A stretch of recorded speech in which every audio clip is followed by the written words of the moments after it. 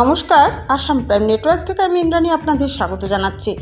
কাছাড় জেলার পশ্চিম কাটিগড়ায় অব্যাহত রয়েছে অবৈধ মাফিয়াদের রমরমা কালো ব্যবসা। আসাম সরকারের অপারেশন অল আউটকে বৃদ্ধাঙ্গুল দেখিয়ে রমরমা অবৈধ ব্যবসা চালিয়ে যাচ্ছেন কতিপয় কিছু মাফিয়ারা। অবৈধ ব্যবসায়ীরা বুঝিয়ে দিতে চাইছেন যে প্রশাসন যদি ডালে ডালে তো মাফিয়ারাও পাতায় পাতায়। অব্যাহত রয়েছে অবৈধ ব্যবসায়ীদের অবৈধ ড্রাগস, পুস্ত, বার্মিজ সিগারেট এর রমরমা ব্যবসা।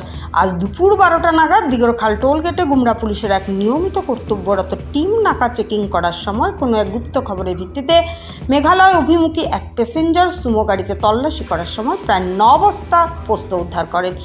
ML 10C1630 নম্বরের পাওয়া পোস্তগুলির বাজারে মূল্য আনুমানিক 5 লক্ষের অধিক হবে বলে জানা যায়।